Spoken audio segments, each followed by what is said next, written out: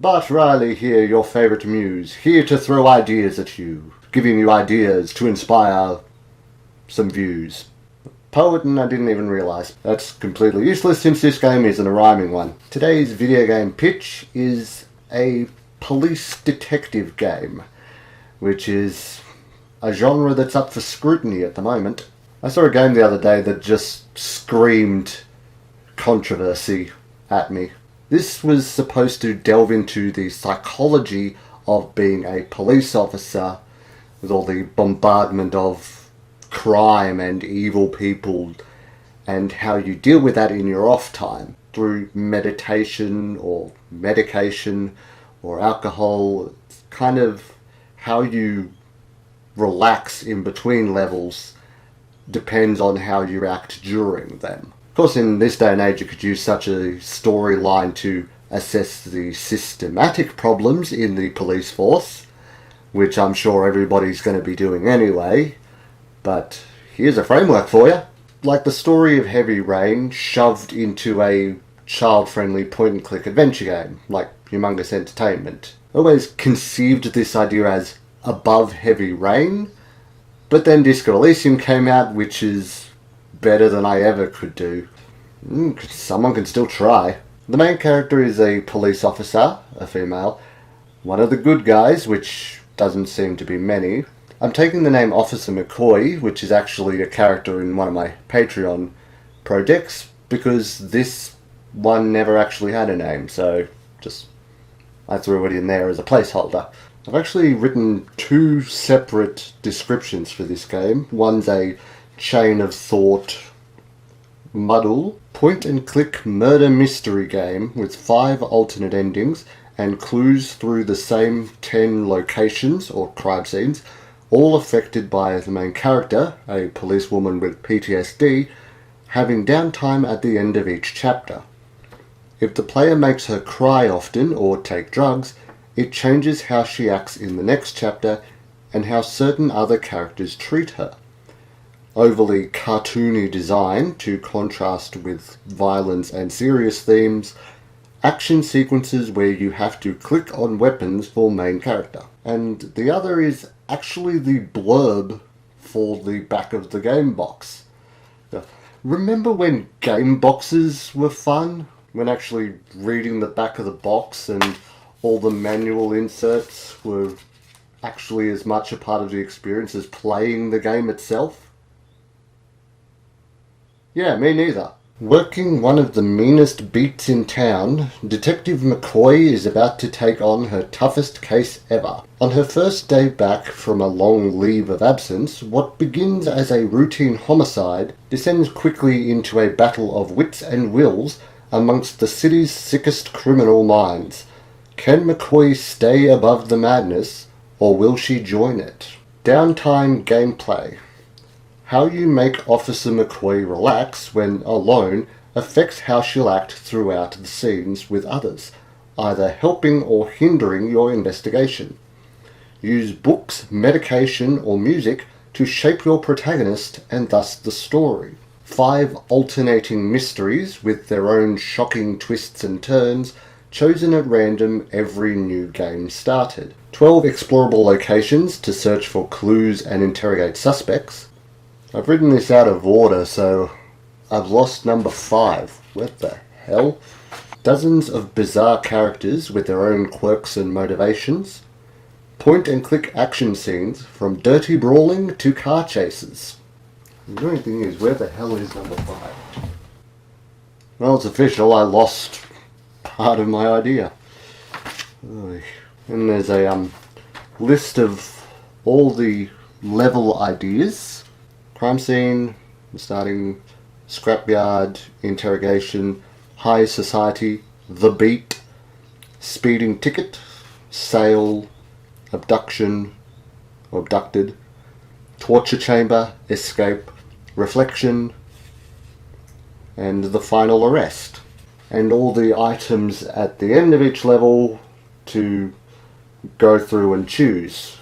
Folder with all the clues in it, your pills, thoughts, like kind of a hint system, I suppose.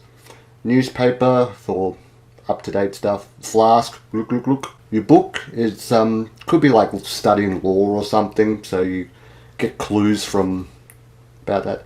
Wine, bottle, again, look, look.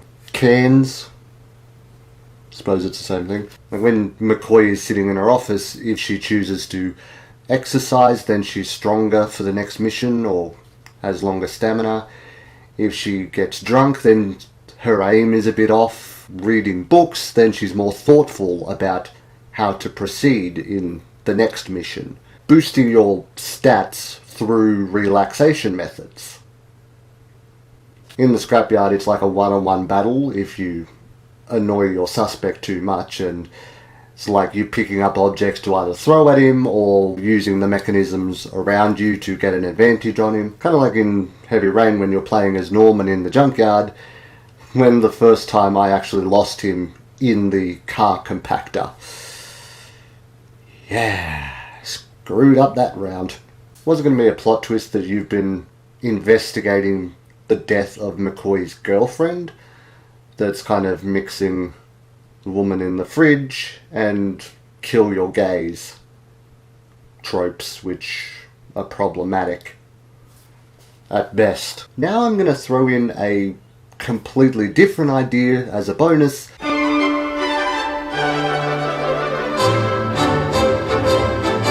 Because both these games kind of spawned from the same concept, that being a game with multiple endings that you only need to play through once, so it gets to a point near the end and then branches off into the different endings, so you don't have to replay it every time to see a different ending. I kind of don't like that idea anymore because it's railroading the player through most of the game, unless you do it like it's all the same mystery and all how you find all the different clues are the same, but then it branches out based on the final deduction from the player. So it comes down to personal opinion on how to finish the game. But from that concept, my ideas actually branched out themselves into the cop game and a multi-character zombie story. Zombies have been done to death, so I don't really want to do this. It's just not enough meat to this theoretical zombie game to spawn its own video. So I'll shove it in here, why not? In this one, you play 3 characters. Jackson, either a selfless protector or aggressive bastard. Vincent, either a reluctant hero or weak-willed coward. And Sophie, either a leader of the group or a manipulative villain. So 3 main characters, 2 different endings for each. Mixing and matching the personalities is how the world resolves itself. The trophy entitled Betrayal. Choose all the good choices for Sophie in the first half before choosing her bad options after the promotion level. So starting out as the compassionate leader, then getting a promotion and turning into that dictator that we all love to hate. One particular moral choice I wanted in this thing, one of the characters, Elizabeth, becomes a mutated monster and starts to attack Vincent. Vincent grabs a gun and aims it at Elizabeth, who is now standing beneath a crate suspended by rope. Vincent is panicking, so the first-person camera is shaky.